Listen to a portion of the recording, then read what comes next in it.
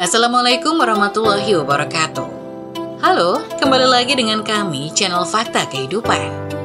Terima kasih untuk kalian semua yang setia menonton channel kami. Kemarin sudah banyak banget yang komen-komen dari daerah asal kalian di kolom komentar. Semoga dimanapun kalian berada, tetap dalam keadaan sehat walafiat dan dalam lindungan Tuhan Yang Maha Esa. Seperti biasa, kali ini kami akan menceritakan kisah yang tentu saja nama dan tempat sudah kami samarkan. Kisah kali ini menceritakan tentang ketika istri berubah kasar dan ditampar ibu mertua, tak disangka suaminya justru dibuat menangis menyesal setelah membela ibunya. Ternyata, tidak usah berlama-lama lagi, kita masuk ke ceritanya.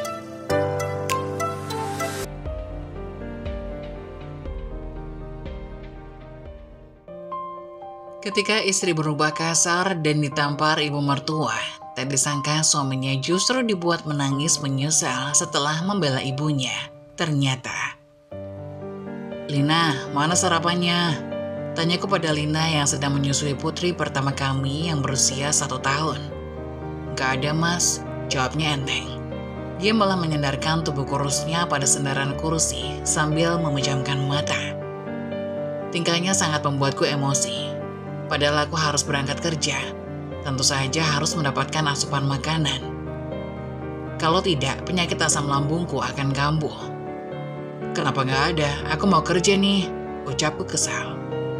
"Hening." Lina tidak menjawab pertanyaanku. Dia malah tidur sambil menyusui Feli. Semakin membuatku kesal dengan tingkahnya. Masih pagi, dia sudah mengantuk lagi. Lina tidak menjawab pertanyaanku. Dia malah tidur sambil menyusui Feli. Semakin membuatku kesal dengan tingkahnya. Masih pagi, dia sudah mengantuk lagi. Hanya itu saja kerjaannya di rumah, tidur terus. Brak!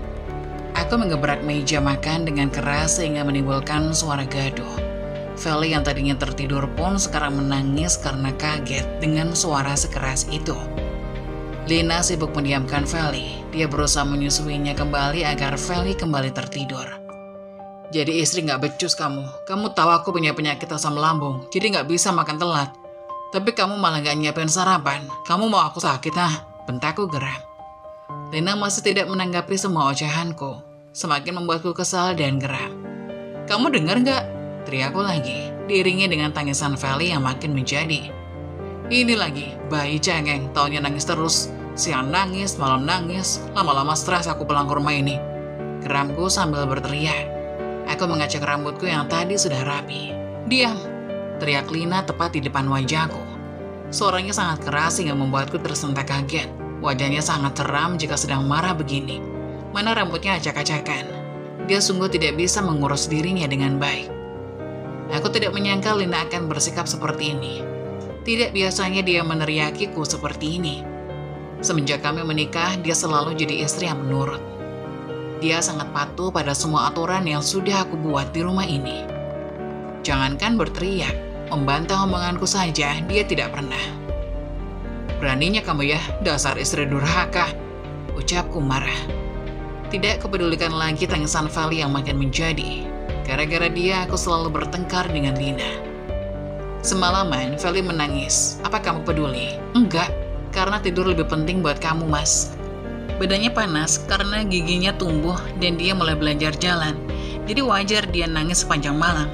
Gusinya bengkak, aku begadang semalaman jagain dia. Seharusnya kamu paham, mas. Lina berucap berapi-api, seakan dia mau menerkamku hidup-hidup. "Kamu boleh menghina dan memakiku setiap hari, mas. Tapi jangan sekalipun kamu mengatakan apapun tentang bayiku, tentang anakku," tegasnya sambil menunjuk ke arahku. "Kamu gila, Lin. Dia bukan hanya anak kamu, dia juga anakku," balasku sambil menepis tangannya. "Anak kamu? Sekarang aku tanya sama kamu, kapan terakhir kali kamu gendong dia? Kapan terakhir kali kamu cium dan bermain sama Feli?" tanya Lina sambil memelototiku. Aku kembali terdiam mendengar semua pertanyaan yang baru saja dilontarkan oleh Lina. Karena semua pertanyaannya barusan tidak ada jawaban yang bisa aku jawab. Semenjak Feli lahir, entah berapa kali aku menggendongnya, hanya beberapa kali aku bermain dengannya. Itu pun saat Lina sedang mandi atau ke WC. Tapi itu semua tidak sepenuhnya salahku, karena aku sudah capek bekerja banting tulang untuk mereka. untuk Lina dan Feli. Karena sepenuhnya tugas menjaga anak dan mengurus rumah itu kewajiban seorang istri. Kenapa kamu diam, Mas? Kamu bingung mau jawab apa kan? Karena memang kamu tidak pernah menganggap kami berharga. Lanjut Lina lagi. Kembali dia mencium kening Feli dan membawanya ke dalam kamar meninggalkan aku sendirian dengan masalah yang belum selesai. Sekarang dia malah memojokkanku. Aku tidak menggendong Feli karena aku capek kerja. Seharusnya kamu paham itu. Aku pergi pagi, pulang sore. Demi siapa? Demi kalian. Dengan langkah cepat, aku mengikuti Lina dan Feli yang sudah berada di atas tempat tidur dan kembali menyusulnya. Lina tidur miring membelakangiku. Tangannya mengusap mata berkali-kali. Mungkin dia menangis. Aku menarik nafas sedalam-dalamnya. Perutku mulai terasa perih, minta diisi. Tolong buatin aku mie atau apapun, aku sangat lapar, ucapku sambil mengelus perut. Semenjak menikah, aku tidak pernah lagi makan di luar. Masakan Lina selalu menjadi nomor 1 di lidahku. Apapun yang dia olah akan terasa sangat nikmat. Untuk makan siang pun kadang aku pulang, karena makan di luar sangat tidak sehat. Aku sudah terbiasa dilayani olehnya, jadi aku merasa tersisihkan saat Feli lahir ke dunia. Bukannya aku tidak menyayangi anakku sendiri, hanya aku merasa dikesampingkan seperti sekarang. Lin, aku kembali memanggil Lina, tapi dia sama sekali tidak menanggapiku. Sebentar, jawabnya sambil bangkit dari tempat tidur. Feli terlihat sudah tidur. Aku kembali mengikuti langkah Lina ke dapur. Dia membuka rice cooker dan mengambil nasi dari sana. Kemudian dia dengan cekatan menggoreng nasi hingga baunya membuatku semakin lapar. Setelah semua terhidang di atas meja, aku dengan cepat melahapnya. Untung saja masih ada waktu untuk ke kantor, kalau tidak aku akan kena denda. Mas, uang belanjanya udah habis, jawab Lina. Saat aku sedang memakai sepatu di teras rumah. Belum juga sebulan udah habis, kamu itu jangan banyak jajan, ucapku sambil melihatnya menyapu lantai. Selalu seperti ini. Dia hanya diam saja jika aku memarahinya. Aku selalu mengoceh sendiri di sepanjang waktu, dan dia akan tetap diam. Kadang aku kesal seakan semua yang aku katakan tidak berarti. Nih, hemat, cari uang tuh capek. Tekanku lagi, sambil memberikan uang 100.000 kepadanya. Tapi pampers Feli habis, Mas. Beras dan ikan juga nggak ada. Protes Lina saat aku hanya memberikan uang 100.000. Beli eceran aja dulu sampai awal bulan. Jangan banyak protes. Bentakku kesal. Dia pikir enak apa? Cari uang 100.000. Seperti biasa, Lina mengambil uang 100.000 itu sambil meraih tanganku untuk dicium. Ham, kamu udah mau berangkat kerja ya? Tiba-tiba terdengar suara ibu yang kini sudah berada di depan kami. Rumah ibu memang tak jauh dari sini, hanya sekitar selang 3 rumah. Jadi ibu sering kesini jika butuh sesuatu. Iya bu, ini mau berangkat, jawabku sambil meraih tangannya berpamitan. Kamu ada uang gak Ham? Beras di rumah ibu habis, tanya ibu. Ada bu, nih. Aku segera mengambil dompet dan menyerahkan uang 100.000 pada ibu. Tapi ini gak cukup Ham, kata Bella pampers anaknya juga sudah habis, mana suaminya belum kirim uang. Keluh ibu lagi dengan wajah memelas. Bella itu adikku satu-satunya, aku hanya 2 bersaudara. Kami dibesarkan oleh ibu seorang diri. Karena kata ibu, ayah sudah meninggal saat kami masih kecil. Tapi sampai sekarang, aku tidak tahu di mana makamnya berada. Bella juga sudah menikah, tapi masih tinggal sama ibu karena belum punya rumah sendiri. Sedangkan suaminya berada di negara seberang sebagai TKI. Bella sama dengan Lina, mereka tidak bekerja, jadi hanya uang kiriman dari suaminya yang diharapkan. Kulihat wajah Lina mulai masam ketika ibu minta uang untuk pampers anaknya Bella padaku. Tapi, apa urusannya? Bagaimanapun Bella adalah adikku satu-satunya. Tidak mungkin aku mengabaikannya dan tidak membantunya ketika dia sedang dalam kesulitan. Dompet yang tadinya mau aku masukkan ke dalam saku celana, kembali aku ambil. Aku memberikan uang 100.000 lagi buat ibu. Ini buat pampers Bima, ucapku pada ibu. Terima kasih ya Ilham, ucap ibu sumringah. Apaan sih bu, makasih segala. Gimanapun kan ibu sama Bella masih jadi tanggung jawabku, kataku yang membuat ibu semakin tersenyum. Brak! Aku dan ibu sangat terkejut saat pintu rumah ditutup dengan sangat keras oleh Lina. Benar-benar tidak sopan, padahal ibu masih di sini. Untung saja aku sudah terlambat ke kantor, jika tidak, sudah kuberi pelajaran padanya. Hari ini, aku merasa lelah sekali. Karena banyak pekerjaan, terpaksa aku harus membawa pulang ke rumah. Setelah sampai di rumah, aku melihat ada sandal ibu dan Bella di depan. Tumben mereka kesini, pikirku. Karena ini sudah hampir maghrib. Biasanya mereka kesini jika hanya ada perlu denganku. Karena dari dulu, ibu tidak menyukai Lina. Menurut ibu, aku lebih cocok dengan Aida, anak temannya. Tapi aku bersikeras untuk tetap menikahi Lina, karena Lina adalah tipe perempuan yang patuh dan baik. Dia juga lulusan pesantren. Ayahnya juga seorang ustadz. Menjadi suatu kebanggaan untukku karena berhasil mendapatkan hatinya. Karena dulu banyak sekali laki-laki yang berusaha mendekatinya, dari mula para donatur pesantren sampai para ustadz di sana, tapi malah aku yang terpilih oleh Lina. Kami hanya minta sedikit, besok kamu minta uang lagi sama Ilham buat beli. Terdengar suara ibu yang berteriak dari dalam. Kamu jangan macam-macam ya Lina, dengar kamu hidup juga dengan biaya abangku. Bella juga berteriak menyebut-nyebut namaku. Itu kewajibannya karena aku istrinya, saut Lina dari dalam. Aku segera melepaskan sepatu dan segera lari ke dalam untuk melihat apa yang telah terjadi. Penasaran dengan semua yang terjadi, karena selama ini mereka tidak pernah bertengkar. Entah aku yang tidak pernah tahu atau memang tidak pernah terjadi. Ada beberapa tetangga yang mengatakan jika mereka sering melihat Bella dan ibu ke rumah, datang dengan tangan kosong dan pulang dengan berbagai plastik di tangannya. Tapi aku tidak mau peduli, karena bagaimanapun Bella adalah adikku. Lagian Lina juga tidak pernah mengeluh apapun tentang ibu dan Bella. Dasar menantu kurang ajar, teriak ibu sambil melayangkan tamparan di wajah Lina. Plak! Ibu, kenapa ini? Tanyaku penasaran. Aku segera mendekati Lina yang masih memegangi pipi akibat dari tamparan ibu. Ilham, kamu kapan pulang? Tanya ibu gugup. Wajahnya terlihat panik dan was-was. Begitu juga dengan Bella. Dia terkejut melihat aku yang tiba-tiba datang. Aku tanya, kenapa ini? Kenapa ibu sampai nampar Lina? Tanyaku lagi sambil melihat Lina yang masih terdiam. Kamu gak apa-apa? Tanyaku lagi pada Lina. Kupegang kedua pundaknya dengan sedikit menunduk. Gak apa-apa mas, udah biasa. Jawab Lina ketus, sambil melihat ke arah lain. Sudah biasa?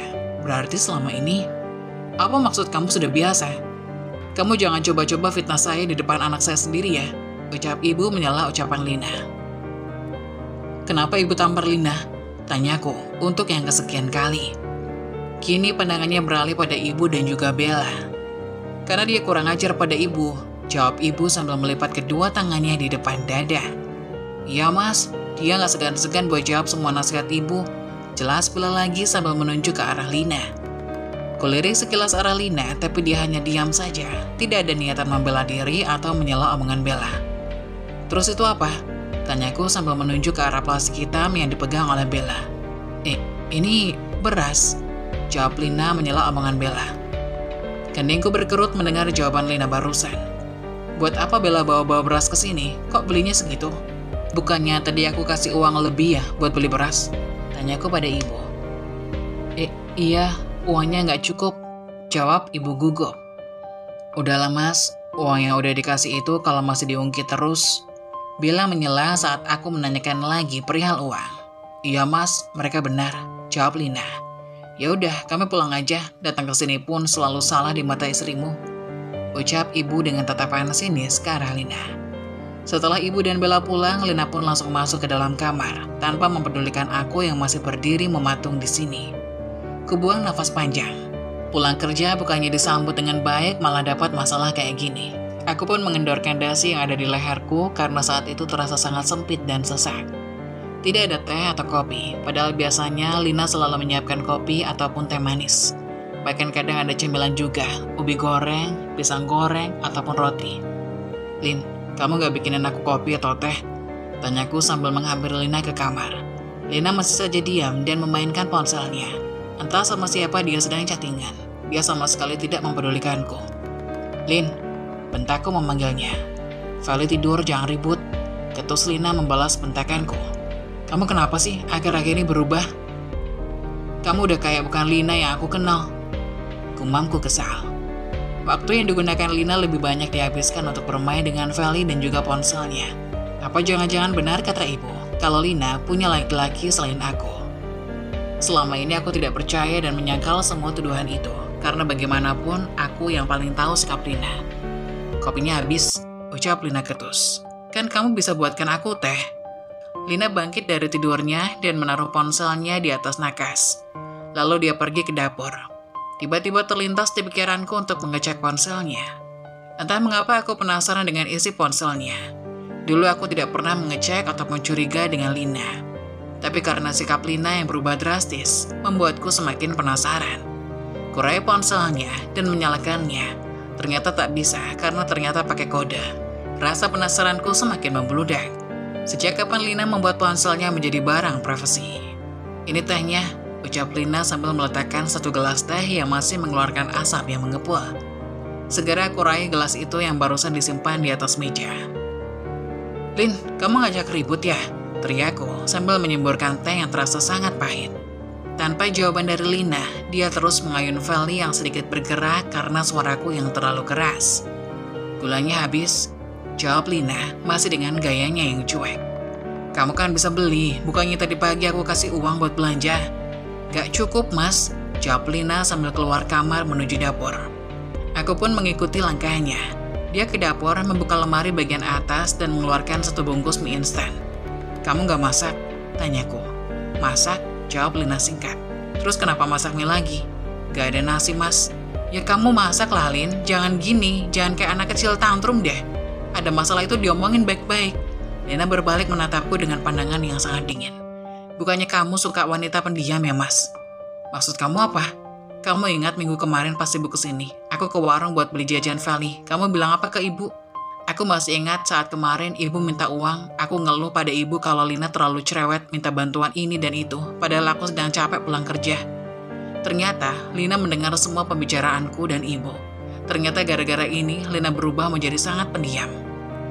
Mungkin semua ini yang kurasakan, mungkin semua yang aku rasakan itu tidak benar-benar nyata mas. Sehingga hanya aku yang rindu, tetapi kamu tidak. Hanya aku yang peduli, tapi kamu tidak. Kamu tahu kenapa ibu dan Bella kesini tadi? Mereka mengambil beras yang tadi aku beli ecar di warung.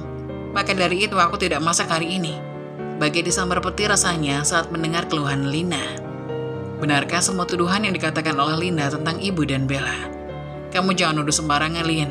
Aku tahu kamu, ibu dan juga Bella dari dulu gak pernah akur. Tapi jangan gini caranya. Ucapku yang membuat Lina tersenyum sinis. Capek ngomong sama kamu, mas. Setelah mengatakan itu, dia kembali membelakangiku. Dia sibuk dengan ritual masaknya. Aroma mie goreng menyebar ke indera penciuman. Rasanya pasti sangat enak, apalagi saat ini di luar sedang hujan. Lina memang sangat pengertian. Walaupun sedang marah, dia masih saja melayaniku, walau setengah hati. Ini minyak kok satu, kamu gak mau? Tanyaku pada Lina yang sedang mencuci wajan bekas masak. Maulah, itu kan buat aku, jawab Lina.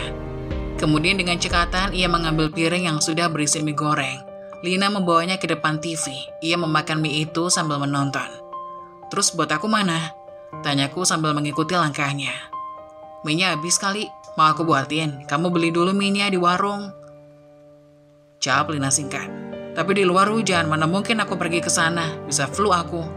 Perutku seketika keroncongan minta diisi. Aku membeli ke dapur untuk melihat stok makanan yang ada di kulkas. Ternyata kosong, hanya tersisa satu butir telur. Aku mengambil telur tersebut dan mencucinya dengan air. Kemudian aku mencari di mana wajan yang biasa digunakan Lina untuk menggoreng telur. Tapi setelah hampir 5 menit mencari, aku tidak menemukan wajannya. Mau bertanya tapi rasanya malas. Dia pikir cuma dia saja yang bisa mogok bicara, aku juga bisa. Capek mencari wajan untuk menggoreng telur, tapi tidak ketemu. Akhirnya aku memilih panci yang biasa digunakan untuk merebus air. Setelah aku memasukkan sedikit minyak ke dalam panci, akan tetapi apinya tidak mau hidup. Mau tidak mau aku harus bertanya juga pada Lina yang masih di depan TV. Lin, kenapa kompor di dapur gak nyala? Kataku mengawali pembicaraan. Itu artinya gasnya habis, kata Lina cuek sambil menyantap mie yang ada di tangannya. Bukannya tabung gas di rumah ada 2, kenapa gak segera kamu ganti dan isi ulang? Masa gitu aja harus aku ajarin?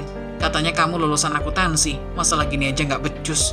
Uang 1 juta tiap bulan buat apa? Masa iya gak cukup? Kataku, emosi yang melihat begitu tidak mampunya istriku dalam mengurus kebutuhan rumah tangga. Mas, semua bisa terkendali dengan uang 1 juta yang kamu berikan kalau persediaan makanan kita tidak ibu ambil sedikit demi sedikit. Setelah habis seperti ini kamu juga nyalain aku, mas, teriak Lina dengan nada keras. Plak, Spontan aku menampar Lina yang kurang ajar berani bicara dengan nada keras denganku yang masih suaminya. Kamu sekarang pandai melawan suamimu sendiri ya, Lina? Aku tidak melawan, Mas. Aku bicara apa adanya. Memang kalian tidak menyukaiku. Jika memang benar begitu, aku lebih baik pulang ke rumah orang tuaku, Mas. Kata Lina sambil berjalan menuju kamar. Aku sedikit menyesal dengan tindakan tadi. Lina pun mengemasi bajunya. Dia masukkan ke dalam koper dan pergi keluar rumah di tengah hujan. Aku tak bisa berbuat apa-apa. Otakku penuh dengan kebimbangan. 2 hari setelah Lina pergi, aku merawat anakku sendiri dan mencoba untuk menenangkan diri dan memilah apa yang sebenarnya terjadi. Bagaimanapun aku masih mencintai Lina, namun aku berpikir tidak mungkin bisa hidup dengan wanita yang menghina ibuku dan tidak bisa mengatur keuangan keluarga. Maka aku putuskan lebih baik bercerai dengan dia. Saat aku pulang ke rumah ibu, ku dengar di teras ibu sedang bicara dengan adikku Bella di ruang tamu. Mah, sekarang Kak Lina udah 2 hari gak ada di rumah Mas Ilham. Rencana kita nyingkirin dia udah berhasil. Iya, Mama juga bersyukur. Akhirnya dia angkat kaki juga dari rumah Ilham. Tinggal cari wanita buat gantiin dia aja. Paling juga nanti Mama ngomong sama Ilham biar cepet cerai sama Lina. Aku pun shock. Aku tak menyangka dengan yang ku dengar. Ternyata memang benar apa yang dikatakan Lina. Ibu dan adikku berulah jahat. Selama ini aku salah menilai Lina. Aku pun bergegas pergi ke rumah orang tua Lina sambil membawa anakku di sana. Aku melihat Lina duduk di teras sambil melamun. Ia terkejut saat kami datang. Mas Ilham, kata Lina memandangku. Maafin aku, Lin. Aku yang salah. Aku terlalu percaya dengan ibu dan adikku. Maafkan aku, Lin, kataku sambil menangis di hadapan Lina. Lina lalu menggendong bayi kami dengan berlinang air mata. Aku sudah memaafkanmu, Mas, tapi maaf aku belum siap untuk pulang ke rumah. Aku masih trauma dan ingin tinggal di sini sementara. Biarkan Feli tinggal bersamaku. Baik, Lin. Aku nggak apa-apa. Apapun yang kamu mau akan aku turuti. Aku mau keluarga kita yang dulu kembali, kataku sambil memeluk erat istri dan anakku. Saat-saat tersulitmu seringkali mengarah pada momen-momen terbesar dalam hidup. Teruskan. Situasi sulit pada akhirnya membangun orang yang kuat. Mengeluh tidak akan pernah bisa memperbaiki keadaan. Bersemangatlah dalam menjalani hidupmu dengan ikhlas dan kesabaran. Begitulah kisah dari salah satu subscriber kita. Semoga kita dapat mengambil hikmah dan nilai-nilai penting yang bisa kita jadikan contoh pada kehidupan kita sehari-hari. Bagi kalian yang ingin memberikan kritik dan saran yang membangun, kalian bisa tuliskan di kolom komentar. Kalian juga bisa membagikan kisah kalian untuk kami bawakan lewat nomor yang ada di kolom deskripsi. Jangan lupa tetap dukung channel kami dengan cara like, komen, dan subscribe, serta tunggu video-video selanjutnya. Sekian dari saya, terima kasih. Wassalamualaikum warahmatullahi wabarakatuh.